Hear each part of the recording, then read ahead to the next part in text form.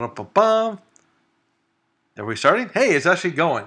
Sorry about that, guys. Hi, everybody. It's your good friend Pozzible here, and I'm here with Joe. Hello. For a very patriotic look back at some very patriotic movies, like G.I. Joe, the movie. Awesome movie. What year did this come out now? I believe it was 1987. All right, and tell us a little bit about it, Joe. Basically, Cobra, if you remember, it was a war between G.I. Joe and Cobra. Cobra gets approached by this subterranean snake cult known as Cobra Law. And they basically join him, and you find out that that's the reason that Serpentor was created, was because of the leader of Cobra Law, which, by the way, I think the name of that was kind of silly. Cobra Law, you know. But gotta keep the snake in it. Well, the snake I didn't mind. It was the law at the end that kind of got me. Yeah. But anyway, they need this equipment that G.I. Joe's working on, so they go after the Joes, and then it spirals down from there, and they're basically the snake people are this like almost unbeatable army. And the Joes they bring in new recruits, 6 new recruits. One of which, the guy in the center of the portrait there, Lieutenant Falcon, was voiced by the actor Don Johnson.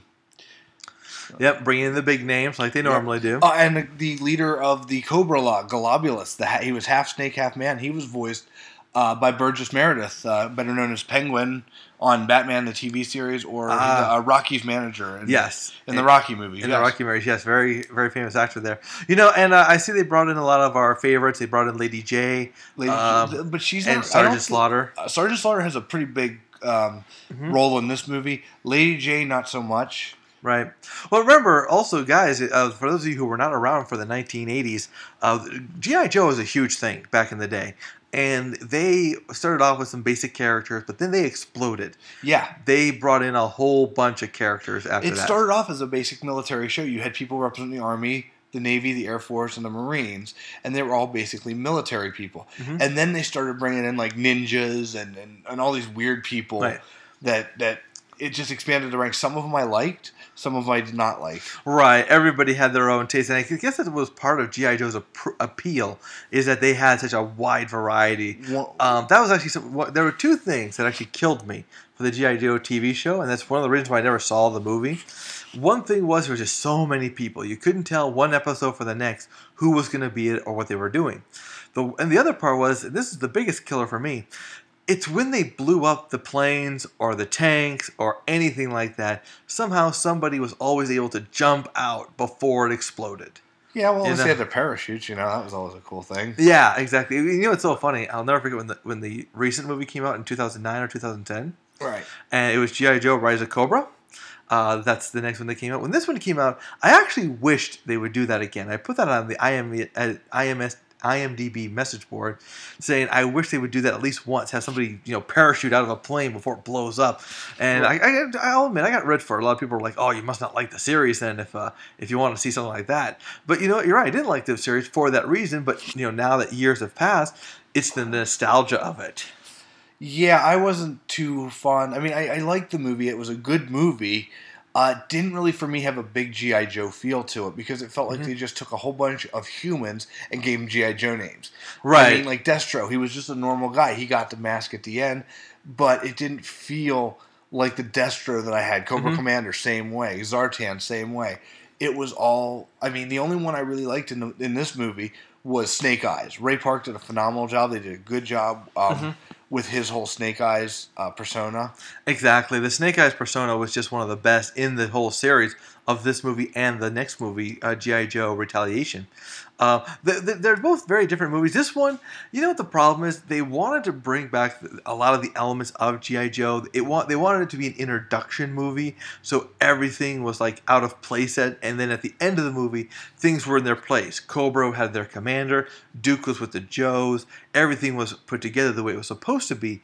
The one problem that I was upset with is a lot of the stuff that happened and some of the characters in this movie were never revisited. You never saw Scarlet again. You didn't see his Duke's buddy again. That was Ripcord, which I didn't like. Right. And so, but you know what? And somehow, he comes back, Storm Shadow. Right. Well, he was part of a clan, I believe. At least, I'm not sure, because I remember I used to read the old G.I. Joe comics. Right. Well, they did kind of give you an explanation in the second one. This is not really a spoiler, but what they do is in the G.I. Joe Retaliation, Storm Shadow gets injured, and they bring him to this one place for healing. So you gotta get the impression that that's what they did before. Remember, Snake Eyes killed him. He stabs him right in the chest, and you see the scar where Snake Eyes stabbed him. But then he throws him right in the Arctic cold water. And the second they did that, I knew that was going to be a problem because now he's frozen.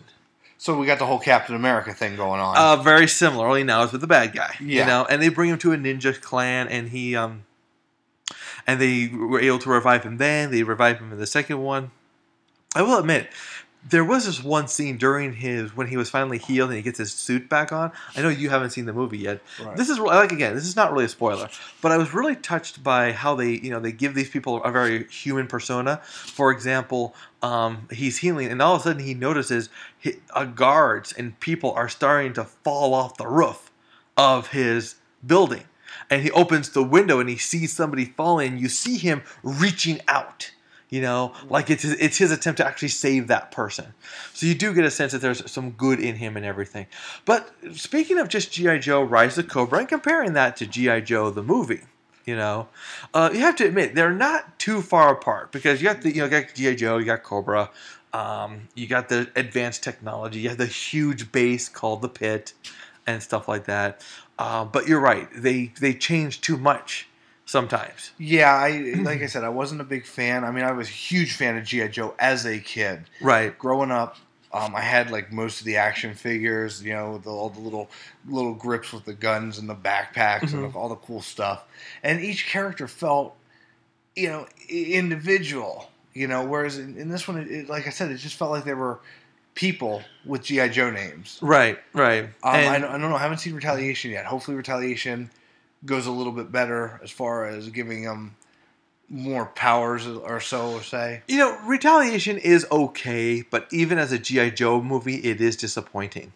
You just don't get the real sense that this is G.I. Joe. They made it too real. They took away a lot of the humor, obviously, and also, they toned down the sexiness, which was a big mistake, in my opinion. The two ladies didn't come back, and the girl who played Lady J, Lady Jane? Lady J. Lady J. Yeah, she was okay, but they didn't have enough to cover everyone that was missing, Ray Parks was in it. He did a great job. The lady who was Jade, she was okay. Overall, though, it just, I don't know. There's something, like I agree with you. There's just something missing. There's just something not there that we really want. One positive thing, I don't think they brought in the character of Big Lob yet. No, who was that? He was in the G.I. Joe animated movie.